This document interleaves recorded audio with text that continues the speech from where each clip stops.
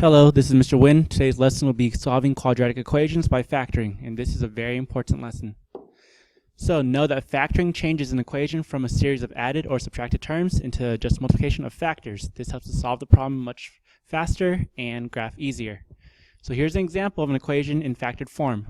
Y equals, in parentheses, x minus 5. That's just a number, some kind of number, multiplied by this other factor, parentheses 2x plus 4. That's just some other numbers. It's just number times number. All right. Now, when we're trying to find root or solution, it's just an x-intercept. Remember, all x-intercepts have y as 0. So what I just circled in red is the exact same thing as this right here. All right, because y is just 0. Now, this next part, I just want to show y'all real fast. Make sure, or hopefully you remember how to distribute. Just do something in the first parentheses times everything in the other parentheses. So x times 2x is 2x squared. X times positive 3 is 3x. Negative 5 times everything there. Negative 5 times 2x is negative 10x. And negative 5 times positive 3 is negative 15. Now I could combine like terms. Basically the x's in the middle combined. So positive 3x minus 10x is negative 7x minus 15. Now here's a question. So I just found this, 0 equals 2x squared minus 7x minus 15. So that, what I just wrote on the right, is standard form. That's what we've been working with in the previous videos. And that's what we've been graphing.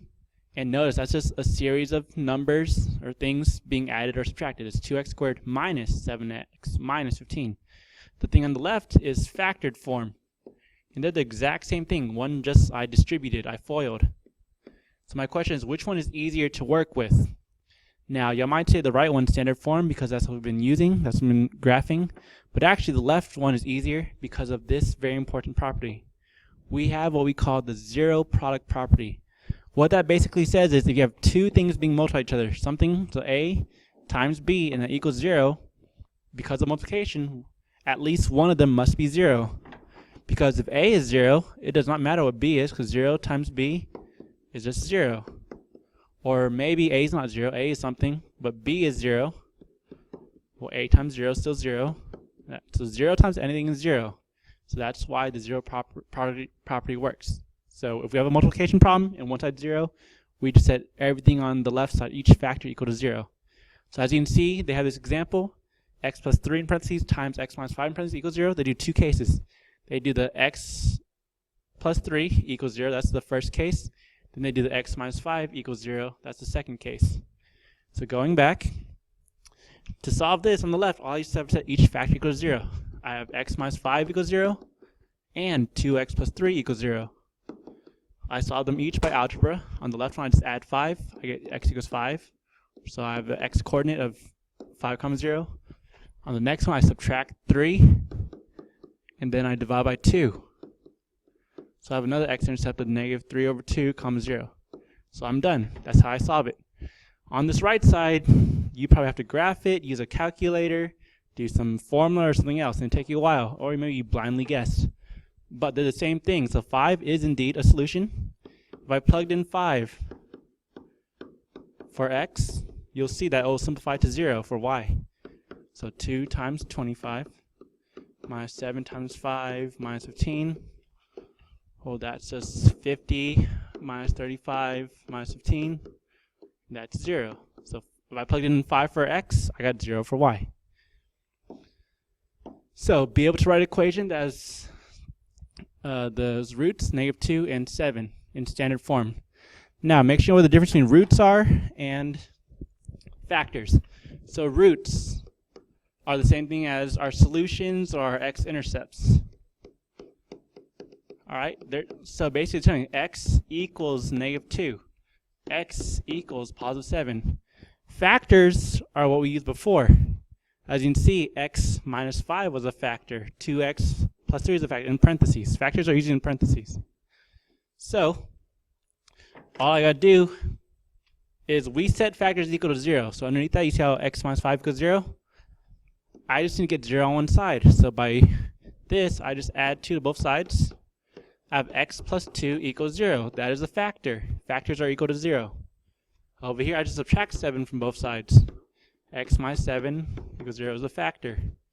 Now there's a shortcut. The shortcut is just change the sign. If the root is -2, the factor is x plus 2, positive 2. If the root is positive 7, the factor is x minus 7. Alright, now to find the equations, all we have to do is multiply the factors. So y equals x plus 2 is a factor times x minus 7 is another factor. Now that's the equation, but that's in factored form. They want standard form. So for standard form, you just have to distribute, multiply it out. So this times both of those, that's x squared minus 7x. This times both of those, that's positive 2x, negative 14. And just combine like terms, meaning the x's in the middle combine. So negative 7x plus 2x is negative 5x minus 14. So that is my equation. Alright, so now how exactly do you factor? Well, the first step is always take out the GCF. The GCF is what number can you take out of or factor out of. So for example, if all numbers even, you can always take out a 2. It's kind of like undistributing. It's just one side. It's not really division. And then once you do that, you have to look at your remaining terms. If you see any exponents besides 1, you have to keep going. But if you don't see any exponents, you're done. But if there are 2 terms, then you have to do the perfect squares formula. If there are 3 terms, use the x method or ACX method. And there's 4 terms, there's grouping, but I'll teach you that later. So for example 2, solve that. We got to take out GCF. So GCF works for numbers and letters. So for the numbers 16 and 8, I know the GCF is 8. I can take that out. And for x squared and x, there's x in both of them, but you have to take out the smaller exponent. So you have x to the second power and x to the first. I take out x to the first. What's left over is a 2x plus 1. So that's like, if you distribute that, you get back to the original equation. Like I said, it's like undistributing. Now it says solve. So we have set both those factors equal to 0. 8x equals 0. 2x plus 1 equals 0. Do algebra, let's just divide by 8. So x equals 0 is one solution. And over here I subtract 1 both sides. 2x equals negative 1. And then divide. X equals negative 1/2 is another x-intercept. So if you want to, you could leave your answers like that. Or you could give me the coordinates, where it's 0, 0. And negative 1/2, 0. Or you could say x equals 0 and negative 1/2. Or I'll take any 3 of those ways. Alright, now there's a difference of perfect squares formula. So you have 2 perfect squares, a squared minus b squared. It turns to this formula, those factors, a plus b in parentheses times a minus b in parentheses. So again, over here you have 2 things being subtracted or added. Here you have factored form. We're trying to go for factored form. And that formula does work. If you want me to check, I can. A times a is a squared. A times negative b is negative ab. B times a is ba or ab. You can switch that around. B times negative b is negative b squared. As you can see, the middles cancel. Negative ab plus ab cancel. So this is a squared minus b squared. They're the same thing. So for example 3, here's the problem. It says x squared equals 64. Well, for quadratics, we want a 0 on the side, so we can plug in the calculator, or for y. So I'm going to move this 64. So that's really x squared minus 64 equals 0. Now I do the factoring. Is there a GCF? I cannot take anything out. Next, I count the terms, because 2, because there's the exponent of x squared, the exponent of 2. Now I'm going to do that formula. X squared is a perfect square, because that's really x times x. 64 is also a perfect square, because that's really 8 times 8. So all I'm going to do is plug that into our formula. So the formula was a plus b times a minus b. So our a is x plus b is 8. A is x minus b is 8 equals 0. So that's the factored form. And again, it says solve. So I set each factor equal to 0. All I do is subtract 8 both sides. I get x is negative 8. I add 8 to both sides. I get x is positive 8. So there are my 2 x-intercepts, my 2 solutions, my 2 roots. Now I did show you how to graph this. X squared is a quadratic, it's a u, and it's down 64. So down 64, and just make a regular u. And I guarantee you that those 2 intercepts are what we just found, 8 and negative 8. All right, example 4, solve this. So first, look for GCF. There isn't anything to take out. So next, we look, there's an exponent of 2, so we're going to do the counting terms. There's 3 terms. We're going to do the x method. Now this x method is something y'all learned before. Y'all remember that it's ax squared plus bx plus c equals 0. We just have to look at c, the factors of c. So here's the x method. I'm finding 2 numbers that multiply to 24, but add to negative 14. So I put c on top and b on bottom. So to get 24, I can do 1 times 24, or 2 times 12, or 3 times 8, or 4 times 6, or 6 times 4, just repeat.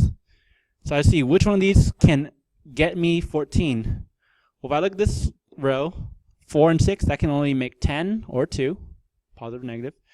3 and 8 can only make 11 or 5. 1 and 24 can only make 25 or 23. But 2 and 12, that can make 14 if I add them, or actually making negative 14. If I subtract them, I make negative 14.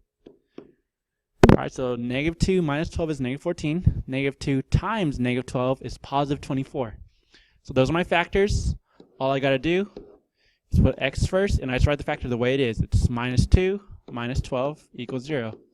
Now again, it says solve. So I'm going to set each factor equal to 0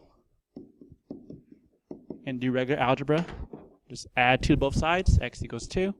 Add 12 to both sides, x equals 12. Those are my 2 x-intercepts, my 2 roots, my 2 solutions, my 2 zeros. Now this x method works nice if there's a 1. There's nothing in front of x squared. This is a is 1. Now if I do this, I look for GCF, there's nothing. There's a squared exponent, 3 terms, I do the x method. But a is not 1. So here we do the AC method. AC means you just multiply a times c. So a is 2, c is 20, or really negative 20. That gives me negative 40.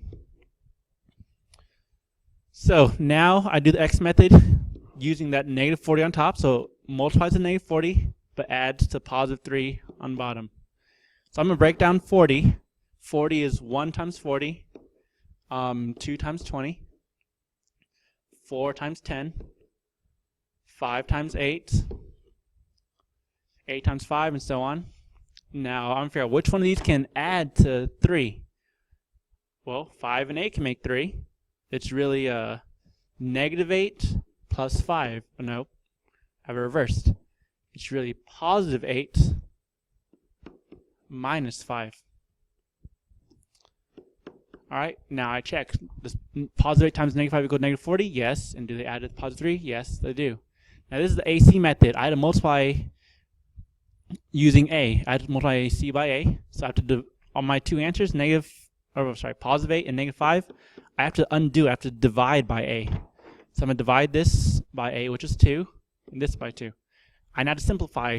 8 divided by 2 is 4. So positive 4 is my first factor, and negative 5 halves is my second factor. I can't reduce that anymore. So now I write the parentheses with the factors. You write the regular x and x. Now my first factor is positive 4. The other one's negative 5 over 2. Now if you have a fraction, the trick is you need to move the denominator to the front of this x. So that turns into x plus 4 times 2x minus 5 equals 0. That is the factored form. To find the zeros, you set each factor equals 0. So x plus 4 equals 0, and 2x minus 5 equals 0. Solve them by algebra by subtracting 4 both sides. And here you have to add 5 to both sides, then divide by 2. So there are my 2 x-intercepts, my 2 roots, my 2 solutions. All right, here's the practice problem. Solve that, and there's the answer. If you can do that, you should be fine for the quiz in class. And this is Mr. Nguyen. Thanks for watching. See you in class.